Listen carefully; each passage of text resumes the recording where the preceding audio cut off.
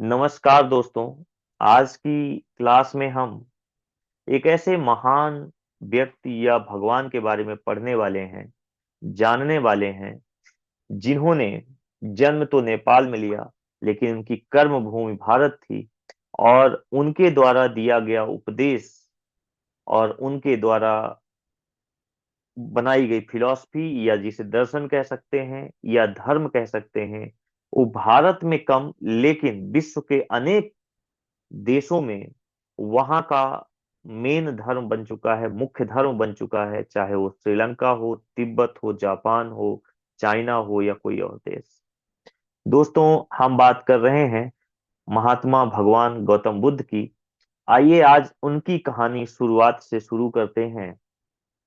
तो दोस्तों, भगवान गौतम बुद्ध का बचपन का नाम था सिद्धार्थ। इनके पिताजी थे शुद्धोधन, माताजी का नाम था महामाया। शुद्धोधन शाक के कबीला या शाक के राज्य है, उनके वो मुखिया थे, यानी कि राजा थे।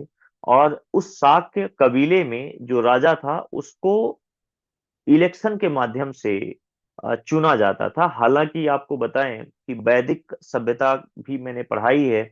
वैदिक सभ्यता में आप देखेंगे कि पहले जो ऋग्वैदिक काल के जो राजा होते थे, उनको भी कबीले चुनाव के माध्यम से ही उनको राजा बनाया जाता था। ये बाद में धीरे धीरे वंशानुगत हो गया। तो शाक्य कबीले के राजा थे इनके पिता, यानी सिद्धार्थ के पिता शुद्धोधन शाक्य कबीले के राजा थे। कपिल वस्तु जगह है, ठीक है, कहाँ, नेपाल में। वहां पर इनका राजपाट था।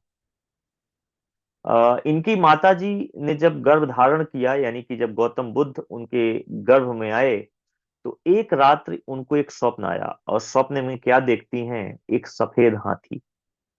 और उनको ऐसा एहसास होता है कि जो श्वेत हाथी है वो उनके गर्भ में प्रवेश कर रहा है।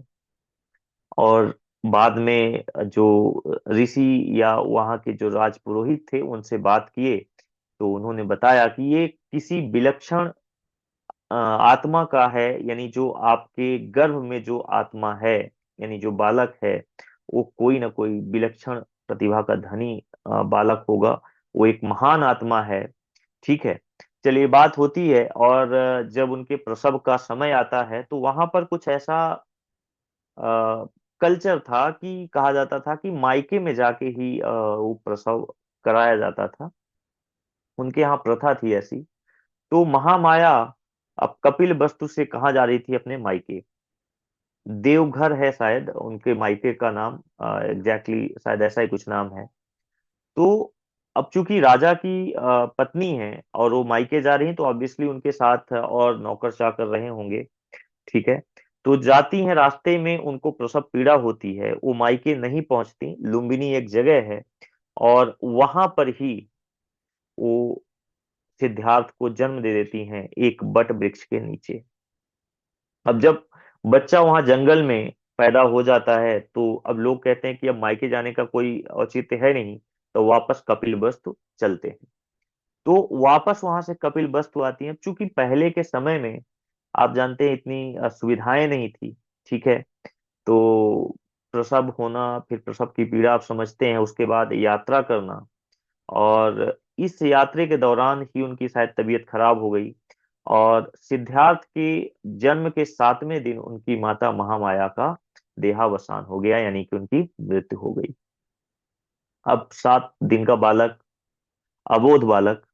तो उनको पालने पोसने का काम उनकी मौसी थी प्रजापति गौतमी, उन्होंने उठाया। और जब बच्चे का नामकरण हुआ तो शुद्धोधन जो कि राजा थे, उन्होंने अपने राज्य के सबसे महान पंडितों को, महान ऋषियों को बुलाया नामकरण के दिन। और जब नामकरण संस्कार हुआ तो भविष्य कुंडली बनाई गई और भविष्यवाणी की गई। और सभी, ज्यादातर जो पंडित थे वहां पर, सभी पंडितों ने एक तरह की ही भविष्यवाणी की कि ये बालक भविष्य में चलकर या तो बहुत बड़ा सम्राट बनेगा, या तो ये कोई बड़ा योगी या सन्यासी बनेगा। अब शुद्धोधन को लगा कि पत्नी की मृत्यु हो चुकी है और एक ही बालक है, तो ये राजपाट और ये हमारा उत्तराधिकारी कौन होगा। तो इस परेशानी से उन्होंने क्या किया कि बच्चे का जो पालन पोषण था, यानी कि सिद्धार्थ का जो पालन पोषण था, वो ऐसे माहौल में किया गया। एक उन्होंने नगर बसाया, और उस नगर में सभी युवाओं को ही रखा गया, और वहां ये सुनिश्चित किया गया कि किसी तरह के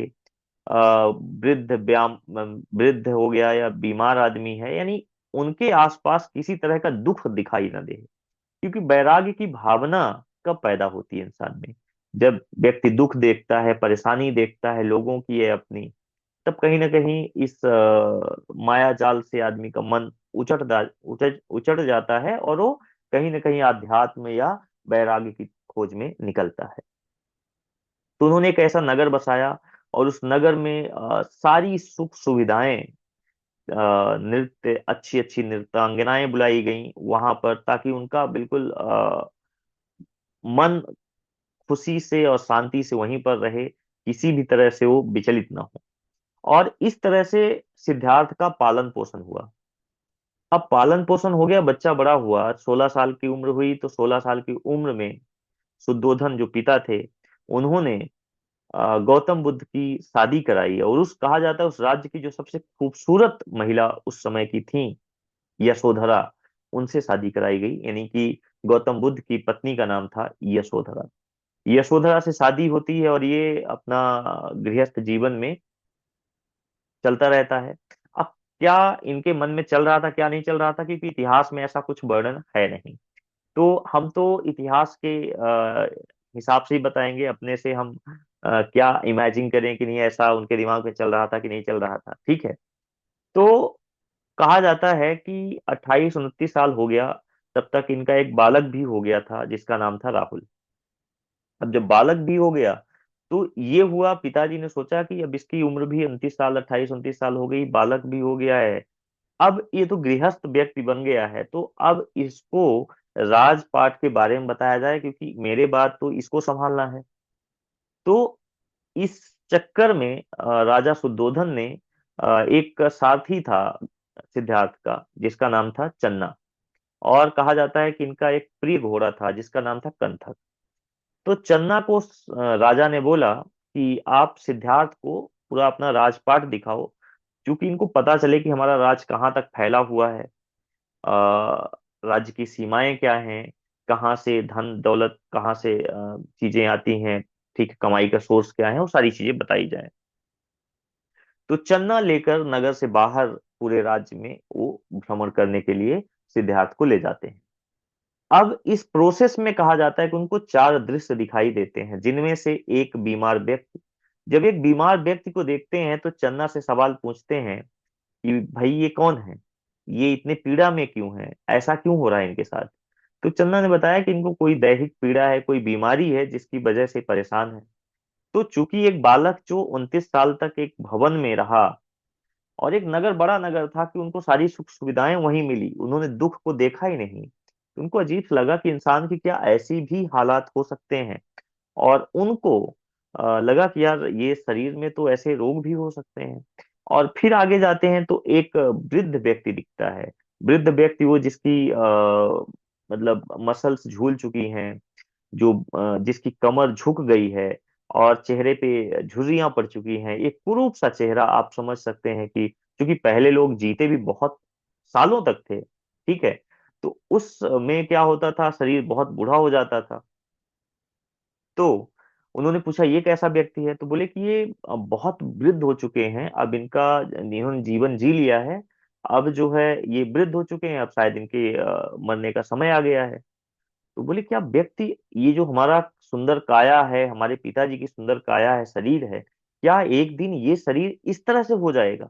यानी उनको लगा कि एक दिन हम भी ऐसी स्थिति में पहुंच जाएंगे, और उनको ये सोचकर बहुत अजीब लगा, बहुत खराब लगा कि ये जो आज सुंदर शरीर है हमारा, ये एक दिन ऐसा हो जाएगा। उनको लगा शरीर तो नश्वर है, फिर इसका तो कोई ठिकाना ही नहीं, कब बीमारी हो जाए, कब आदमी वृद्ध हो जाए। फिर आगे जाते हैं तो एक मृतक व्यक्ति दिखता है इनको, ठीक है, मृत व्यक्ति दिखता है, और उसको लोग शमशान घाट ले जा रहे थे, उनके परिजन रो रहे थे। तो जब उनको देखते हैं, ये दृश्य देखते हैं, तो चन्ना से पूछते हैं ये क्या है, तो बोले कि भाई ये अपनी जिंदगी जी चुके हैं और अब ये मर गए हैं। और ये इनके सगे संबंधी हैं, चूंकि उनसे अब बिछड़ रहे हैं तो उनको तकलीफ हो रही है। ये दृश्य देखकर भी वो और ज्यादा व्यथित हो जाते हैं। और फिर आगे जाते हैं तो एक कहा जाता है सन्यासी दिखाई देता है। उस सन्यासी को देखकर, वो देखते हैं ये सारा दृश्य सब कुछ देख रहा है, लेकिन ये सन्यासी जो है बहुत प्रसन्न है, इसको कोई किसी से कुछ चीज से मतलब नहीं है। तो पूछते हैं ये कौन है, तो चन्ना बोला कि ये जो है राजकुमार जी, ये सन्यासी हैं, ये अपनी मोह माया घर द्वार सब त्याग चुके हैं, और ये अब भगवान की आत्मा की खोज में है। और इसलिए इनको कोई फर्क नहीं पड़ता कि कौन दुखी है, कौन सुखी है, कौन अमीर है, कौन गरीब है। तो उस जीवन से इनको लगा कि यार ये जीवन बड़ा अच्छा है। और कहीं ना कहीं उनके अंदर ये चीज भावना रही। हालांकि हो सकता है वो जाकर घर में पत्नी से या अपने पिता से इस बाबत बात भी किए हों, परंतु ऐसा कोई साक्ष्य है नहीं। तो बहरहाल कहानी आगे बढ़ती है। और कहा जाता है कि ये जब 29 साल के हो चुके थे, तो एक रात, आधी रात, जब उनकी पत्नी और बेटा बेटा सोया हुआ था, सारा राज्य सोया हुआ था, तो वो अपने सारथी चन्ना और अपना प्रिय घोड़ा कंथक लेते हैं और चल देते हैं। जब राज्य के सीमा पर पहुंचते हैं तो अपने सारथी को अपना जो राजकुमारों वाला वस्त्र था, स्वर्ण आभूषण जो पहनते थे, पहले आपको पता है कैसे राजकुमार वगैरह स्वर्ण आभूषण वगैरह पहनते थे, वो सब उतार कर चन्ना को दे देते हैं। और चन्ना को बोलते हैं कि अब तुम चले जाओ राज्य में अपने, और मैं अब जा रहा हूँ, मतलब आत्मा की खोज में या खुद की खोज में मैं जा रहा हूँ। तो इस तरह से चन्ना चला जाता है और ये जो है आगे बढ़ जाते हैं। अब ये आगे जाते हैं और ये बिहार के राजगीर या राजगृह कह सकते हैं, इस एरिया में पहुंचते हैं। और वहां पर अब चूंकि इन्होंने क्या ज्ञान है क्या नहीं है, इस बारे में ज्यादा इनको जानकारी थी नहीं, क्योंकि मैंने बताया कि इनका पालन पोषण कैसे हुआ था। तो किसी से इन्होंने पूछा कि भाई कोई ऐसा व्यक्ति है जो ज्ञानी व्यक्ति हो, जो आध्यात्मिक व्यक्ति हो, जो आध्यात्म सिखाए। तो कुछ लोगों ने आसपास बोला कि एक व्यक्ति हैं, अलार कलाम नाम है उनका, आप उनके पास चले जाइए। तो जब ये अलार कलाम के पास जाते हैं, तो अलार कलाम के पास गए, और वहां पर अलार कलाम से इन्होंने आ, एक तो सांख्य फिलॉसफी है, सांख्य फिलॉसफी यानी जो हमारा षड दर्शन है, उस दर्शन में एक दर्शन है सांख्य दर्शन। ठीक है। तो सांख्य दर्शन सीखते हैं अलार कलाम से, और कुछ योग विधि भी सीखते हैं अलार कलाम से। ठीक है। और जब उनको धीरे धीरे ज्ञान होना चालू होता है, तो प्रश्न करना चालू कर देते हैं। और जब प्रश्न करते हैं, तो अलार कलाम कहते हैं कि देखिए ऐसा है कि जितना ज्ञान मेरे पास था, मैंने आपको दे दिया। अब इससे आगे के ज्ञान अगर आपको चाहिए, या आगे का ज्ञान के लिए आपको जाना है, तो आपको स्वयं ही उसके लिए खोज करनी पड़ेगी। गुरु यही होता है कि देखिए, जो कुछ है अपना दे दिया, बट वो चाहेगा कि जो हमारा शिष्य है वो हमसे भी आगे बढ़े। तो उन्होंने बोला कि अब आपको खुद उस ज्ञान के मार्ग में आगे बढ़ना होगा। तो ये जाते हैं, और फिर इनके एक दूसरे गुरु हैं, ये जो लोग तैयारी कर रहे हैं किसी एग्जाम के लिए, वो ये नाम याद होने चाहिए कि पहला नाम क्या था, अलार कलाम। ठीक है, उनके पहले गुरु थे। और एक और चीज, जब ये निकले 29 साल में, जब ये घर से निकले हैं, तो बौद्ध धर्म में उसको बोला जाता है महाभिनिष्क्रमण, यानी घर त्यागना। घर त्यागने को क्या बोला जाता है, महाभिनिष्क्रमण। ठीक है। तो महाविनिष्क्रमण उनका 29 साल में हुआ था। ठीक है। फिर वो राजगीर में अलार कलाम से मिलते हैं, वहां पर सांख्य सीखते हैं, और उसके बाद आगे बढ़ते हैं। और इनके दूसरे गुरु हैं, जिनका नाम है अ, रुद्रक रामपुत्र। क्या नाम था, रुद्रक रामपुत्र। इनसे ये योग और समाधि के बारे में सीखते हैं। ठीक है। अष्टांग योग सीखते हैं इनसे, और फिर ये यहां से भी आगे चल देते हैं। और ये आगे जाते हुए कहा जाता है कि ऐसे ही एक किसी एक ऐसी जगह के खोज में थे, जहां पर ये बैठ कर एक माहौल में अपनी साधना कर सके। तो जा रहे होते हैं, तो एक कुटिया में 5 ब्राह्मण लड़के थे। वो लोग भी जो है साधना में ही यही खुद खुद की खोज, भगवान की खोज में ही निकले थे। तो लोग भी ऐसे ही कुटिया में रहकर साधना कर रहे थे। तो जब ये गौतम बुद्ध जाते हैं उनके पास, तो कहते हैं ऐसा ऐसा है, मैं भी साधना करना चाहता हूँ, तो क्या आप लोगों के साथ मैं भी रह सकता हूँ? तो उन पांचों को लगा बिल्कुल भाई, हम आराधना कर रहे हैं, साधना कर रहे हैं, अगर आपको भी रहना है तो आ जाओ, कोई दिक्कत नहीं, पांच है तो छह हो जाएंगे। अब होता क्या है कि गौतम बुद्ध भी उनके साथ हो लेते हैं। और वो जो पांचों ब्राह्मण लड़के थे, उनकी जो साधना थी बहुत कठोर, बहुत कठिन तपस्या करते थे वो लोग। कठिन तपस्या का तात्पर्य यह है कि एक टाइम का, एक वक्त का खाना खाना है, वह भी भिक्षा मांग कर, केवल तीन घर में भिक्षा मांगनी है। अगर तीन घर भिक्षा मांगने पर मिल जाए तो खाना है, नहीं तो नहीं खाना है। कोई राजसी भोग नहीं, कोई कुछ नहीं। तो बहुत कष्टमय जीवन व्यतीत करते हुए और वो साधना कर रहे थे, यानी कठोर तप कह सकते हैं। अब चूंकि एक राजकुमार जिसका जीवन 29 साल सुख और वैभव में बीता हो, अब वो एकाएक ऐसे कठिन परिश्रम, जब कठिन तपस्या करना चालू करते हैं, तो बहुत जल्दी कहते हैं एक दिन बीमार हो गए। जब बीमार हो गए तो चूंकि ये लोग भिक्षा मांगने जाते थे और फिर जंगल में लकड़ी वगैरह इकट्ठा करके लाते थे, खाना बनाते थे। तो इनके जो पांचों मित्र थे बोले भाई तुम तो तुम्हारी तबीयत ठीक नहीं है, बीमार हो, तो ऐसा करो कि तुम आराम करो, हम लोग जा रहे हैं, भिक्षा मांगेंगे और लेकर आएंगे तो फिर बनाएंगे तो खाया जाएगा। चले जाते हैं वो पांचों। अब ये कुटिया में अकेले, चूंकि तबीयत भी ठीक नहीं थी, तो पड़े हुए थे। तो जैसे श्राद्ध वगैरह होता है, तो लोग खाना गरीबों को या पंडितों को या साधुओं को ऐसे खिलाते हैं खाना, ठीक है। तो एक पास में ब्राह्मण परिवार था, उनकी एक पुत्री थी, उसने भी घर में बनाया था खीर। अब खीर लेके इनके कुटिया में आ गई, तो इनको, सिद्धार्थ को खीर दिया। तो सिद्धार्थ ने खीर वो खा लिया। और जब इनके पांचों मित्र आए और जब बात किए कि भाई खाना, तो इन्होंने बोला हम तो खाना खा लिए हैं, हमें भूख नहीं, आप लोग बना लीजिए और खा लीजिए। तो बोले कि कहाँ, तुम्हें खाना कहाँ मिल गया? तो बोले ऐसा ऐसा था, वो खीर लाई थी और हमने खा लिया। तो बोला यार खीर, अच्छा उस समय पे जो खीर होता था वो राजसी भोग होता था, यानी खीर हर कोई नहीं खाता था। कि खीर में जो इंग्रेडिएंट्स पड़ते हैं, चाहे दूध हो, गुड़ हो, चावल हो, तो ये राजसी भोग कहा जाता था खीर।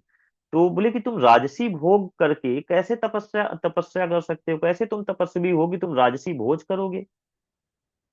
तो भाई तुम्हारी साधना और हमारी साधना बिल्कुल अलग है। तुमने हमारे साधना करने की पद्धति बदल दी, तो अब तुम हमारे साथ नहीं रह सकते। अब गौतम बुद्ध को लगता है कि यार, अब मतलब ये खाने पे, तो खाने को लेकर विवाद होता है उन पांचों मित्र से। और ये कहते हैं कि अब चलो ठीक है, अब मैं किसी के साथ नहीं साधना करूंगा, स्वयं अकेले ही जो है अपने ज्ञान के मार्ग में निकल पड़े। अब इन्होंने एक चीज निश्चय किया कि अगर हम इतनी कठोर तप करेंगे, तो जब हमारा शरीर ही नहीं चलेगा तो हम ध्यान कैसे लगा पाएंगे? तो इन्होंने निश्चय किया कि ना तो ज्यादा कठोर और ना ही ज्यादा सरल, इन्होंने मध्यम मार्ग अपनाया। तो गौतम बुद्ध को इसलिए भी जाना जाता है कि ये मध्यम मार्ग के समर्थक थे। इन्होंने बोला कि ज्यादा कठोर तप भी नहीं करना है, ज्यादा आसान जिंदगी भी नहीं होनी चाहिए, एक मध्यम मार्ग। तो इन्होंने मध्यम मार्ग को चुना और मध्यम मार्ग के माध्यम से इन्होंने सोचा कि हमें कुछ थोड़ी बहुत खाना है जिससे हमारा शरीर चलता रहे, और साथ ही हमें तपस्या करनी। तो हमारा ऑब्जेक्टिव है कि हमें तपस्या करनी है, हमें खोज करनी है ज्ञान की। लेकिन उस ज्ञान की खोज के लिए शरीर का चलना जरूरी है। इस शरीर को जितना भोजन आवश्यक है वो मिलना भी आवश्यक है। और इस तरह से कहा जाता है ये बोध गया पहुंच गए। और एक निरंजना नदी है वहां, उस नदी के तट पर एक पीपल का पेड़ था। और जैसे आप देख सकते हैं, तो पीपल के पेड़ के, हालांकि ये बट वृक्ष लग रहा है, पीपल के पेड़ के नीचे वो बैठ जाते हैं। और उन्होंने एक मन में निश्चय कर लिया था कि अब मैं तभी उठूंगा जब ये मुझे ज्ञान प्राप्त हो जाएगा यहाँ से, ठीक है। अब वो बैठ जाते हैं। और कहा जाता है कि वो 7 दिन लगातार तप करते रहे, तप करते रहे। और सातवें दिन कहा जाता है रात्र में आ, बैसाख का महीना था और पूर्णिमा का दिन था, ठीक है। आपने सुना होगा बुद्ध पूर्णिमा मनाया जाता है, तो पूर्णिमा का दिन था। और पूर्णिमा के दिन उनको ज्ञान की प्राप्ति हुई। अब ज्ञान की प्राप्ति हुई अर्थात ऐसा लगा कि अब उनके सवाल, मन में जो सवाल होते थे, उस सवाल स्वयं स्वयं उनको प्राप्त हो जाते थे। यानी जो भी उनके मन में अब तक सवाल थे, उनके सवाल का जवाब उनको अंदर से मिलने लगा, ठीक है।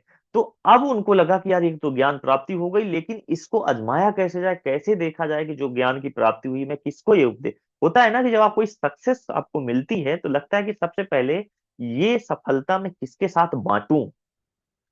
अब ये यहां से सिद्धार्थ से गौतम बुद्ध हो गए थे। बुद्ध का मतलब होता है ज्ञान का प्रकाश, ठीक है। तो अब इनको लगा कि मैं ये जो ज्ञान है ये किसके साथ मैं बांटूं, किसको मैं दूं। अब ये सोचे कि चलो वो पांच मेरे मित्र थे वहां तपस्या कर रहे थे, तो चलो सबसे पहले उन्हीं से मिलते हैं। तो ये चल देते हैं। जब जाते हैं तो वहां कुटिया में देखते हैं कि उनके पांचों दोस्त वहां से जा चुके थे। अब पांचों दोस्त दोस्त जा चुके हैं, आसपास पता किए तो बोले कि भाई ये तो छह लोग रहते थे, एक इनका मित्र था जो किसी बात से इनमें अनबन हो गई, वो चला गया। उसके अगले दिन ये पांचों लोग भी चले गए यहाँ से। तो इन्होंने सोचा कब पता किया और कब गए, क्योंकि उस टाइम पे तो लोग पैदल ही चलते थे। तो इन्होंने सोचा चलो ठीक है, तो ढूंढते ढूंढते ये पांचों मित्र को वहां पर पा जाते हैं। सारनाथ में इन्होंने अपना पहला प्रवचन दिया था और उन्हीं पांचों मित्रों को ही दिया था, ठीक है। तो पांच मित्रों को, तो जब देखिए दोस्त की कहा जाता है दोस्त असफल हो जाए तो तकलीफ होती है, लेकिन सफल हो जाए तो ज्यादा तकलीफ होती है। वो थ्री इडियट का एक डायलॉग था। परंतु ये साइकोलॉजी है, सही बात है, सबके साथ होता है। हालांकि ये गौतम बुद्ध बन चुके थे तब, इनकी ऐसी मंशा नहीं रही होगी। इन्होंने तो एक सही उद्देश्य से गए थे कि हमें उनको ज्ञान देना है, क्योंकि हमें प्राप्ति हुई है ज्ञान की, तो हम उनको भी वो शिक्षित करें। तो उन दोस्तों से बोले कि भाई मैं मुझे ज्ञान मिल चुका है, मुझे ज्ञान की प्राप्ति हो गई है। तो पांचों दोस्त बोले अच्छा, तुम्हें ज्ञान की प्राप्ति होगी, 7 दिन 8 दिन 10 दिन पहले मेरे साथ यहाँ तुम तपस्या कर रहे थे, तुम्हें 7 8 दिन में ज्ञान की प्राप्ति हो गई, क्या बात कर रहे हो। होता है ना, मतलब एक्सेप्ट नहीं होता जल्दी। तो इन्होंने बोला नहीं सच बात है, तो बोले अच्छा चलो देखते हैं। अब वो पांचों ने डिसाइड किया कि इससे कठिन कठिन सवाल पूछेंगे और देखते हैं इसका जवाब कैसा देता है ये। अब वो दोस्त सवाल पे सवाल पूछे जा रहे हैं और गौतम बुद्ध बिल्कुल सटीक उसका उत्तर दे रहे हैं। जब पांचों बिल्कुल सेटिस्फाइड हो गए कि नहीं यार ये तो सही बात है, तो पांचों इनके अनुयायी बन गए। तो पहले अनुयायी वही पांचों हैं, उनके मित्र, ठीक है। और कहां पर पहला उपदेश दिया था? सारनाथ में। जन्म लुम्बिनी में हुआ। कपिल वस्तु इनके पिताजी का राज्य था, ठीक है। राजगीर में आए तो यहाँ पर किससे मिले? अलार कलाम, फिर दत्तक पुत्र, ठीक है। इनके दो गुरु हुए, फिर पांच मित्रों से मिले और ज्ञान के बाद सारनाथ में उन्हीं को क्या करते हैं? ज्ञान देते हैं। और जो पहला ज्ञान दिया गया उसको बोला जाता है धर्म चक्र प्रवर्तन। धर्म चक्र प्रवर्तन, ठीक है। तो यहां से बौद्ध धर्म चक्र प्रवर्तन होता है। अब दोस्तों कहा जाता है कि गौतम बुद्ध को जब ज्ञान की प्राप्ति हुई, चूंकि एक राजा के बेटे थे, ये भी चीजें बहुत जल्दी फैल गई। अब ये समाचार उनके पिताजी के राज्य यानी कपिल वस्तु में भी पहुंची कि गौतम बुद्ध जो है, जो सिद्धार्थ थे वो गौतम बुद्ध हो गए हैं और उनको ज्ञान की प्राप्ति हो गई है और वो बहुत बड़े ज्ञानी पुरुष हो गए हैं। तो उनके पिताजी ने कई लोगों को, हालांकि उससे पहले भी उनके पिताजी कई लोगों को उनको खोजने के लिए भेजा था, कहा जाता है। लेकिन ज्ञान प्राप्ति के बाद कई लोगों को भेजा उनके पिताजी ने, और जो भी जाता गौतम बुद्ध के पास वो उनका अनुयायी हो जाता और दोबारा लौट के नहीं जाता था कपिल वस्तु। वो एक दिन सुद्धोधन जो इनके पिताजी थे, उन्होंने एक दिन, इनका एक मित्र था गौतम बुद्ध का बचपन का, उनको बुलाया। बोला कि ऐसा है, तुम जाओ और बुद्ध से कहना, सिद्धार्थ से कहना कि तुम्हारे पिताजी याद कर रहे हैं, तुम्हारे पिताजी ने बुलावा भेजा है। मुझे पता है तुम वापस तो नहीं आओगे, क्योंकि जितने लोग गए हैं सब उनके अनुयायी हो गए हैं। तो तुम वापस तो नहीं आओगे, पर मुझे एक वादा, वचन दो कि तुम जाते ही पहले मेरा संदेश कहना और फिर उनसे तुम प्रवचन सुनना या उपदेश सुनना। तो ये गया और कहा जाता है कि इसने अपना वचन निभाया। हालांकि ये वापस तो नहीं आया, पर वचन निभा दिया, ये बता दिया कि भाई आपके पिताजी आपको याद कर रहे हैं और आपको बुलाया है। अब गौतम बुद्ध ने सोचा कि पिताजी ने बुलाया है तो जाना चाहिए। तो गौतम बुद्ध जाते हैं कपिल वस्तु।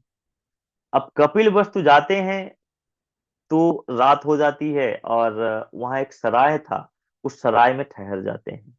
अब जिस राज्य का राजा और उसका बेटा एक इतना बड़ा सन्यासी हो गया, और वो जाकर एक सराय पे ठहर रहा है, वो भी अपने पिताजी के राज्य में, तो ये खबर पूरे जंगल के आग की तरह पूरे फैल गई और उनके पिताजी तक भी पहुंची कि सिद्धार्थ यानी गौतम बुद्ध आ तो गए हैं, परंतु वो एक सराय पे रुके हैं। सराय पहले होता था जैसे अतिथि गृह कह सकते हैं आप, ठीक है, कि पहले राहगीर चलते थे ऐसे, है ना, तो उनको ठहरने के लिए एक व्यवस्था बनाई जाती थी। बहरहाल रात होती, सुबह ये उठकर सबसे पहले भिक्षा मांगने चल देते हैं। अब जब भिक्षा मांगने चलते हैं तो राजा का बेटा भिक्षा मांग रहा है, भाई ये खबर भी राजा तक पहुंच गई कि वो गौतम बुद्ध तो भिक्षा मांग रहे हैं, अपने पिताजी के राज्य में भिक्षा मांग रहे हैं। वो तो मतलब सोचे क्या ही बेटा है, संदेश भिजवाए कि क्या कर रहे हो भाई, ये तुम्हारा ही राज्य है। तो गौतम बुद्ध ने कहा पिताजी को, यानी संदेश भिजवाया कि उनको बोलिएगा कि अब मैं आपका पुत्र हूँ, ये बात सच है, लेकिन मैं अब आपका पुत्र ही नहीं, मैं एक धर्म प्रवर्तक हो गया हूँ, ठीक है, तो एक सन्यासी हूँ, तो अब मैं उसके अलावा भी मेरा अपना अस्तित्व है, ठीक है, मेरी अपनी दिनचर्या है जिसे हमें फॉलो करना ही चाहिए। तो ये सब होता है और फिर ये फाइनली उनके दरबार में जाते हैं गौतम बुद्ध। और कहा जाता है गौतम बुद्ध ने अपने पिताजी को भी उपदेश दिया था, और उस उपदेश के बाद ही कुछ समय बाद उनके पिताजी की भी मृत्यु हो गई थी। जब उपदेश ये दे रहे थे राज दरबार में अपने पिताजी को, और जो दरबारी थे तो ये ढूंढ रहे थे, मतलब इन्होंने बाद में उपदेश के बाद पिताजी से पूछा कि यशोधरा नहीं आई, यानी उनकी पत्नी नहीं आई। तो उन्होंने बोला कि देखो, उसने बोला है कि अगर सिद्धार्थ को मिलना है तो स्वयं आए, मैं क्यों जाऊंगी, ठीक है। अब यहाँ पर एक चीज याद रखिए कि वो ऐसा क्यों कही होंगी, यानी पति इतने सालों बाद आया है और इतना बड़ा ज्ञानी बुद्ध बन के आया है, आम आदमी नहीं है वो, गौतम बुद्ध हो चुके हैं, और यहाँ आए हैं जिनके प्रवचन को, जिनके उपदेश को सुनने के लिए दूर दूर से लोग आते थे, राजा महाराजा आते थे, हैं, कितने ही राजा उनको सुनने के लिए आते थे। तो ये वो नहीं आई। तो एक उनका देखो ईगो था, उनको एक तकलीफ ये थी, यशोधरा को अपने सखियों से कहती भी हैं कि हमारे स्वामी गए, ठीक है, उनका एक अपना बड़े कार्य के लिए गए, उनको योगी बनना था, उनको एक समाज में परिवर्तन लाना था, उसके लिए गए, अच्छी बात है, लेकिन कम से कम बता के तो जाते। 16 साल से 29 साल की एज तक साथ में रहे, एक बालक भी हुआ, इतना तो उनको विश्वास करना चाहिए था कि वो हमें जाते समय या जाने से पहले कम से कम बता तो देते कि प्रिय, मैं अब मेरा गृहस्थ में जीवन मन नहीं लग रहा है, मुझे वैराग्य जीवन, मुझे खुद की खोज में जाना है, मुझे समाज के लिए कल्याण करना है। तो क्या मैं उनके मार्ग में बाधक बन जाती? ऐसा नहीं होता। उनको इस चीज का बहुत अफसोस था और बहुत गुस्सा भी था कि वो हमसे बता के नहीं गए, क्या मुझे इस काबिल भी नहीं समझा उन्होंने, या इतना भी नहीं समझ पाए मुझे। तो बहरहाल ये होता है, और अगले दिन गौतम बुद्ध जाते हैं यशोधरा से मिलने। अब कैसे मिलने जाते हैं, ये एक दृश्य है बड़ा अच्छा सा, कि जाते हैं और दरवाजा खटखटाते हैं और कहते हैं भिक्षामि देहि, भिक्षामि देहि, भिक्षामि देहि। अब इतना बड़ा राजा का बेटा, जो राजकुमार, एक गौतम बुद्ध बन चुका है और भिक्षा मांगने आया है, वो भी किससे? पत्नी से। तो दोस्तों, कहते हैं कि वो आई, और जितना भी इनका गुस्सा था, जितना भी इनके अंदर अहंकार, मतलब अहंकार नहीं कह सकते, लेकिन आत्म सम्मान की बात करो, आत्म सम्मान कहेंगे कि उनका आत्म सम्मान था जो उनको दरबार में उनसे मिलने नहीं जाने दिया। कि भाई मैं ही क्यों जाऊं, वो मुझे बताए बगैर चले गए, तो उनको आना चाहिए मेरे पास, मेरी गलती नहीं है। तो जब उन्होंने भिक्षा में देही सुना कि आज इतना बड़ा व्यक्ति मुझसे कुछ मांग रहा है, उनका सारा आत्मसम्मान, जो उन्होंने अंदर उनके मन में जो पीड़ा थी, जो कड़वाहट थी, वो सब कुछ कहते हैं धुल गया। और उन्होंने भिक्षा में क्या दिया? उन्होंने भिक्षा में अपने पुत्र को, यानी कि जो गौतम बुद्ध का और यशोधरा का पुत्र था राहुल, उसको दे दिया। बोला इसको ले जाइए, इसको आप ज्ञान दीजिए। तो कुछ इस तरह की कहानी है। अब मैं उस पर लौटता हूं दोस्तों, कि जो एग्जाम पॉइंट ऑफ व्यू से जिनका महत्व है, एग्जाम के पॉइंट ऑफ व्यू से जिस चीज का महत्व है, उस पर हम बात करते हैं। तो एक तो ये दोस्तों कि अक्सर ये सवाल उठता है कि आखिर जो सनातन धर्म यहाँ था, या हिंदू धर्म जो इतना प्रबल था पूरे भारत में, उसके बीच में ये बौद्ध धर्म इतना तेजी से क्यों बढ़ा?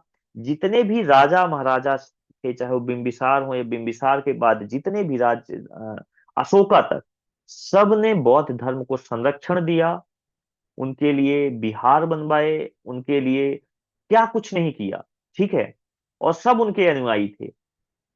तो ऐसी क्या बात हुई? तो इसके पीछे का तर्क ये है, इसके पीछे का तर्क ये है कि जो वैदिक धर्म, जैसे मैंने बताया था कि ऋग वैदिक काल एक अलग काल था, जहां पर महिलाओं का सम्मान था, एक अलग व्यवस्था थी, बहुत अच्छी व्यवस्था थी। लेकिन उत्तर वैदिक आते आते कहीं ना कहीं वैदिक काल में कुरीतियां आती गईं, धर्म में आडंबर बढ़ता गया, बलि प्रथा, कुरीतियां, इस तरह की चीजें बढ़ती गईं, और महिलाओं का अधिकार छीनने लगा, वर्ण व्यवस्था आ गई पूरे समाज में। और इस वर्ण व्यवस्था के चक्कर में केवल द्विज जो होते थे, ब्राह्मण और क्षत्रिय, इन्हीं का महत्व समाज में होता था। बाकी जो वैश्य और शूद्र होते थे, उनकी स्थिति कहीं ना कहीं खराब होने लगी। और दूसरा वजह देखिए, कहा जाता है तो हो गया कि कर्मकांड का बढ़ना हो गया, बलि प्रथा हो गया, यज्ञ आदि का आगमन हो गया, इसकी वजह से। दूसरा था कि समाज में कुरीतियां जो आ गई, जैसे कि मैंने बताया कि कुरीतियां क्या थी, वर्ण व्यवस्था आ गई, ऊंच नीच का भेदभाव आ गया। तीसरा कि विशेषाधिकार हो गया, किसको? ब्राह्मणों को और क्षत्रिय को। अब इस समय में जो वैश्य थे, वैश्य यानी कि जो व्यापारी वर्ग था, ये व्यापारी वर्ग बढ़ने लगा। अब व्यापार जैसे बौद्ध व्यापारी वर्ग बढ़ने लगा, इन्होंने व्यापार किए और व्यापार में पैसे कमाए। अब पैसा जब आ गया तो चाहेंगे कि हमें भी समाज में वर्चस्व मिले। वो वर्चस्व मिले जो, क्योंकि हमारे ही पैसों से हम पूजा पाठ कराते हैं, कर्म कांड कराते हैं, तभी ये जो ब्राह्मण है उनकी जीविका चल रही है, ठीक है, हम ही टैक्स देते हैं राजा को। तो इसका मतलब है समाज में हमारा स्थान भी बहुत महत्वपूर्ण होना चाहिए। शूद्र जिसकी बिल्कुल ही स्थिति खराब थी उत्तर वैदिक काल तक, इनके लिए एक वैक्यूम था समाज के अंदर, कि ये, और ये आबादी बहुत बड़ी थी, ये दोनों वैश्य और शूद्र की आबादी बहुत बड़ी थी। तीसरा, महिलाओं की स्थिति जो उत्तर वैदिक काल में खराब स्थिति हुई, जो समाज सभा में नहीं जा सकती थी, समितियां जो थी वैदिक काल की वहां नहीं जा सकती थी, उनको शिक्षा से अधिकार हटा दिया गया कि वो पढ़ाई लिखाई नहीं कर सकती। जब ऐसी स्थितियां आई, तो कहा जाता है कि जब बौद्ध धर्म आया तो एक इस वैक्यूम को फिल करने का कार्य किया, इस वैक्यूम को, ये जो जगह थी इसको फिल करने का कार्य किया। इसीलिए ज्यादातर जो व्यापारिक वर्ग थे वो बहुत जल्दी बौद्ध धर्म में चले गए। जो शूद्र लोग थे, उनको भी लगा कि ये ऐसा धर्म है जहां पर जाति नहीं है, भेदभाव नहीं है, ऊंच नीच नहीं है, उनको भी ये धर्म अट्रैक्ट किया, ठीक है। तो ये एक वजह रही। दूसरा, कर्म कांड की वजह से जो दक्षिणा और ये सारी चीज बढ़ने लगी, तो जो क्षत्रिय थे, राजा थे, उनको भी लगा कि क्यों ना एक ऐसा, क्योंकि यहाँ पर कर्म कांड, बलि प्रथा, ये सारी चीजें चलने लगी। और चूंकि हमारा जो उत्तर वैदिक काल था वो कृषि आधारित काल था, अब कृषि के लिए क्या चाहिए था? बैल चाहिए थे, गाय चाहिए थे। और इनकी जब बलि की बात आने लगती थी तो लोगों को तकलीफ होती थी। तो ये सारी व्यवस्था थी, और इन सारी व्यवस्थाओं को फिल करने का कार्य बौद्ध धर्म यानी बुद्धिज्म ने किया। और यही वजह है कि बौद्ध धर्म इतना तेजी से आगे बढ़ा। हालांकि कहा जाता है जितना तेजी से भारत में आगे बढ़ा, बौद्ध धर्म उसी तेजी से नीचे भी गया, क्योंकि दोबारा धर्म का फिर से वही वैदिक सभ्यता के ये कर्मकांड फिर से दोबारा आ गए। और ये कैसे आए इस पर भी एक कहानी है। ठीक है, मीमांसा दर्शन है, मीमांसा फिलॉसफी है। मीमांसा फिलॉसफी में इसका बड़ा अच्छा वर्णन दिया है कि कैसे बौद्ध धर्म डिक्लाइन करता है और वैदिक धर्म दोबारा कैसे राइज करता है। इस पर कभी हम बात करेंगे। ठीक है। बहरहाल इस कहानी में आगे बढ़ते हैं। तो ये तो वजह हो गई कि कैसे बौद्ध धर्म आगे बढ़ा। अब हम कुछ ऐसे चीजें देखते हैं जहां से आपके सवाल पूछे जाते हैं, जैसे कि थोड़ा सा इस पे देख लेते हैं कि जो गौतम बुद्ध का पूरा नाम था वो क्या था। सिद्धार्थ गौतम। शाक्य कबीले के शाक्य कबीला, इनके पिताजी वहां के मुखिया थे, और इसीलिए इन्हें गौतम बुद्ध या शाक्य मुनि भी कहा जाता है। ठीक है। जन्म स्थान क्या है, तो जन्म स्थान इनका जन्म कहाँ हुआ, लुम्बिनी में हुआ। ठीक है, वर्तमान नेपाल में। ठीक है। जन्म कब हुआ था, तो जन्म हुआ था 563 में और मृत्यु हुई थी 483 में। 80 साल जिए हैं। 35 साल में इनको ज्ञान की प्राप्ति हो गई थी। 35 ईयर्स में इनको ज्ञान की प्राप्ति हो गई थी। तो तकरीबन 45 ईयर्स ये अलग अलग जगहों पे जाके उपदेश देते रहे हैं। पिता का नाम शुद्धोधन था, शाक्य गणराज्य के राजा थे। माता महामाया थी। पालन पोषण करने वाली माता कौन थी, महाप्रजापति गौतमी। और एक चीज और याद रखना, पहली भिक्षुणी कौन बनी थी, तो यही बनी थी इनकी ये ध्येय माता। ठीक है। तो यह भी जब गौतम बुद्ध को ज्ञान की प्राप्ति हुई तो यह भी गई और बोली कि हमें भी उपदेश दो। ठीक है। एक दो बार तो हालांकि कहा जाता है गौतम बुद्ध ने कहा कि नहीं आप जाओ, आपको राज्य की जरूरत है। लेकिन जब ये जिद करती हैं तो फिर ये भी गौतम बुद्ध की मतलब अनुयायी बन जाती हैं और भिक्षुणी। तो पहली प्रथम महिला भिक्षुणी कौन थी, तो याद रखना है इनकी माता महाप्रजापति गौतमी। पत्नी का नाम था यशोधरा। ठीक है। राहुल इनका पुत्र था। ज्ञान की प्राप्ति कहाँ हुई थी, बोध गया बिहार में। ठीक है, कहाँ, बोध गया बिहार में, पीपल वृक्ष के नीचे, निरंजना नदी है उसके पास, उसके तट पर। ज्ञान की प्राप्ति कब हुई थी, 35 वर्ष की एज में। ठीक है। और पहला उपदेश यानी जिसे धर्म चक्र प्रवर्तन कहते हैं, मैंने बताया था पहला उपदेश धर्म चक्र प्रवर्तन कहाँ हुआ था, सारनाथ। और ये सारनाथ कहाँ है, यूपी वाराणसी में। यानी कि देखिए पैदा कहाँ हुए, नेपाल में। ज्ञान की प्राप्ति हुई बिहार में। और पहला ज्ञान, पहला उपदेश कहाँ दे रहे हैं, यूपी में, यानी कि सारनाथ वाराणसी में। इनकी मृत्यु कब होती है, मृत्यु को बोला जाता है महापरिनिर्वाण। क्या बोला जाता है, महापरिनिर्वाण। ये शब्द याद रखने हैं, ध्यान रखना है। जब ये घर छोड़े थे उसे बोला जाता है महाभिनिष्क्रमण। ठीक है। और महापरिनिर्वाण क्या होगा, जब ये मृत्यु को प्राप्त होंगे, यानी कुशीनगर।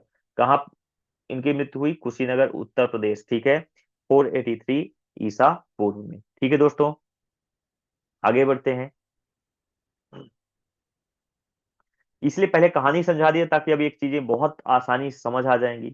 अब यहाँ इन्होंने चार आर्य सत्य दिए, चार आर्य सत्य दिए। और चार आर्य सत्य क्या है दोस्तों, तो ये जो चार आर्य सत्य हैं गौतम बुद्ध के, इनको देख लीजिए। इन्होंने कहा दुख, दुख संसार में दुख है। दुख समुत्पाद यानी दुख का कारण तृष्णा है। तृष्णा का मतलब है कि हमें ये चाहिए, हमें वो चाहिए, यानी जो किसी चीज को पाने की भूख है। दुख निरोध, तृष्णा के अंत से दुख का अंत संभव है। अगर हम अपनी चाहत में, यानी जो हमारी चाह है, हम कहते हैं ना यार ये हो जाए वो हो जाए, ठीक है ये मिल जाता है, फिर कहते हैं ये मिल जाए। ठीक है। तो अगर हम चाहत में अपने अपने जो हमारी जो समझ रहे हैं, जो हमारी इच्छाएं हैं, अगर हम अपनी इच्छाओं पे, करेक्ट वर्ड इच्छा है, अगर हम अपनी इच्छाओं पर हम क्या पाए, काबू पा लें, तो हमारे दुखों का अंत भी वही हो सकता है। यानी दुख का कारण क्या है, इच्छा यानी कि तृष्णा। और तृष्णा का अंत होते ही दुख का अंत हो जाएगा। और दुख निरोधक, दुख निरोधक गामिनी प्रतिप्रदा, अष्टांगिक मार्ग इसका उपाय है। और अष्टांगिक मार्ग क्या है वो भी समझाते हैं। तो चार आर्य सत्य हैं। दुख संसार में है, ये सत्य बात है। दुख समुत्पाद है, दुख का कारण क्या है, तृष्णा। और दुख निरोध यानी अगर तृष्णा का हम निरोध कर दें, तृष्णा का अंत कर दें, इच्छाओं का अंत कर दें, तो हमारे दुख का भी अंत हो जाएगा। और दुख निरोध गामिनी प्रतिपदा, अष्टांगिक मार्ग के माध्यम से हम दुखों का अंत भी कर सकते हैं। इसका उपाय भी उन्होंने बताया है। ठीक है। ज्यादातर इन्होंने उपदेश अपनी प्राकृतिक भाषा में, प्रकृति भाषा में दिया है, जो वहां की बोलचाल की भाषा हुआ करती थी। इष्टांगिक मार्ग, अब ये इष्टांगिक मार्ग क्या है दोस्तों, ये भी समझ लीजिए। तो इष्टांगिक मार्ग क्या है, तो इष्टांगिक मार्ग कहता है सम्यक दृष्टि।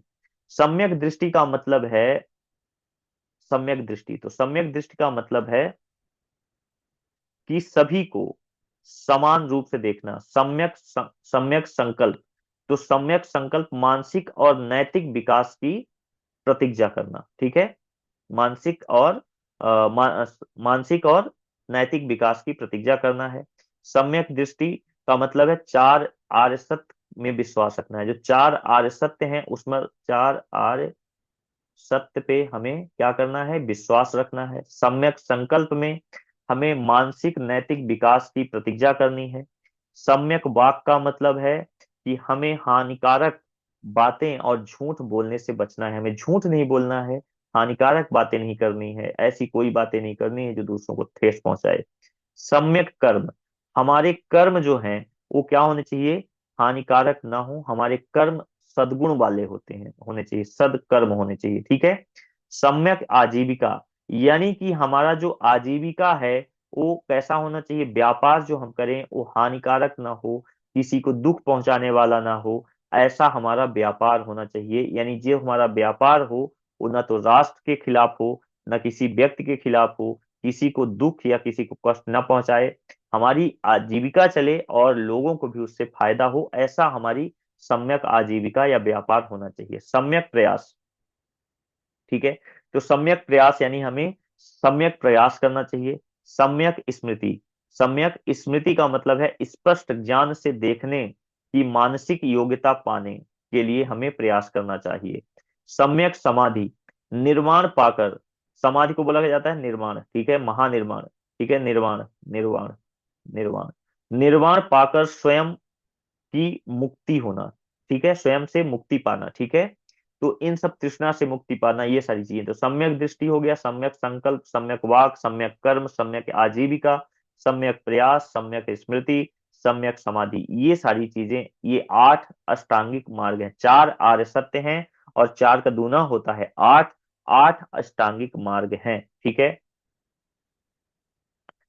अब जैसा कि मैंने बताया था कि गौतम बुद्ध ने क्या अपनाया था, तो गौतम बुद्ध ने मिडल मार्ग यानी मध्यम मार्ग अपनाया था पूजा पद्धति के लिए। कठोर, ना तो अत्यधिक भोग करना है और ना ही कठोर तपस्या करना है, यानी कि मध्यम मार्ग के माध्यम से हमें अपने आप को जानना है, हमें खुदा की प्राप्ति करनी है, हमें मोक्ष की प्राप्ति करनी है। अनात्मवाद, आत्मा का अस्तित्व नहीं है, यह भी बौद्ध धर्म में कहा गया है कि आत्मा का कोई अस्तित्व अपना नहीं है। अनित अनित्य अनित्व, यह सब कुछ जो है वो परिवर्तनशील है, यानी सब कुछ क्षण भंगुर है, ठीक है, कुछ भी फिक्स नहीं है, ठीक है। ये सारी चीजें समय के साथ बदलती हैं, ठीक है। तो ये चीजें हैं, क्लियर है। इसमें बौद्ध संप्रदाय में बौद्ध संप्रदाय दो भागों में बटा, एक है हीनयान, एक है हीनान, और एक है दूसरा है महायान। महायान ज्यादातर प्रचलित हुआ है, जैसे चीन है, जापान है, कोरिया है, नेपाल है, इन सभी जगहों पर क्या चलता है, महायान, यानी बोधिसत्व की उपासना, लोकहित का मार्ग है, लोकहित का मार्ग है। और ये एक मिडल मार्ग है, बहुत कठोर जीवन नहीं है इसमें। हीन आन जो है, ठीक है, हीनयान में ये कहाँ चलता है, श्रीलंका में है, म्यांमार में है और थाईलैंड में है। श्रीलंका, म्यांमार और थाईलैंड, इन जगहों पे व्यक्तिगत मुक्ति के बारे में बात की गई है और कठोर अनुशासन है। तो इसको काफी कठोर अनुशासन, कठोर नियम बनाए गए हैं जो बौद्ध धर्म को पालन करते हैं। अगर आप उस तरह से ज्ञान की प्राप्ति चाहते हैं तो बड़ा कठोर नियम है, ठीक है। जो कठोर, जहाँ कठोर अनुशासन है वो हीनयान है, और महायान है जहां पर एक मिडल मार्ग के माध्यम से आप क्या करते हैं, लोकहित का मार्ग या बोधिसत्व की उपासना करते हैं। कहाँ है, चीन, जापान, कोरिया, नेपाल। और हीनयान कहाँ है, श्रीलंका, म्यांमार, थाईलैंड, करेक्ट है।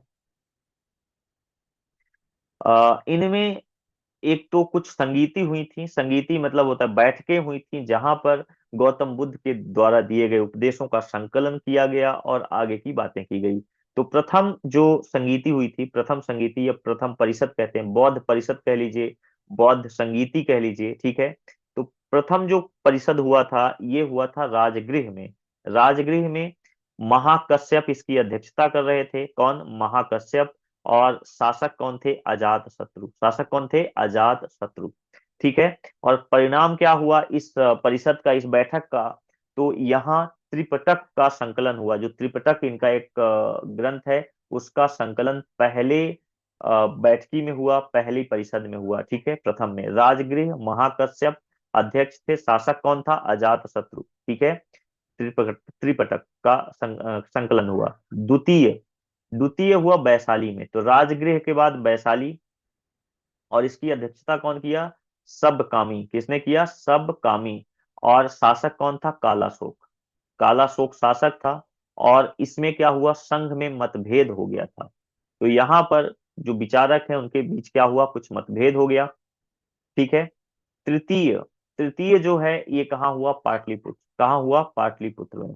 तो पहला राजगृह, फिर वैशाली, और फिर पाटलिपुत्र। पाटलिपुत्र की अध्यक्षता किया था मोगलीपुत्र तिस्र। मोगलीपुत्र तिस्र। ठीक है। और ये किसके काल में हुआ? अशोका के काल में हुआ था। और यहाँ पर अभिधम पिटक का संकलन हुआ था। तो देखिए, पहले में त्रिपिटक का संकलन हुआ था, और तृतीय में अभिधम पिटक का संकलन हुआ था। चतुर्थ हुआ था कश्मीर में। वसुमित्र इसकी अध्यक्षता कर रहे थे, और कनिष्क जो राजा था इसके शासनकाल में हुआ था। और इसी चौथे में चौथा जो परिषद हुई थी, चौथी परिषद, इसमें हीनयान और महायान का विभाजन हो गया था। ठीक है। तो प्रथम राजगृह, दूसरा वैशाली, द्वितीय पाटलिपुत्र, और चतुर्थ में कश्मीर। पहला किसके शासनकाल में? अजात शत्रु। दूसरा कालाशोक। तीसरा अशोक। और कनिष्क। ठीक है। तो दोस्तों, आशा करते हैं कि आज की क्लास आपको ज्ञानवर्धक और आपके किसी भी एग्जाम पॉइंट ऑफ व्यू से बहुत महत्वपूर्ण क्लास रही होगी। मिलते हैं अगली क्लास में। तब तक के लिए थैंक यू। नमस्कार जी।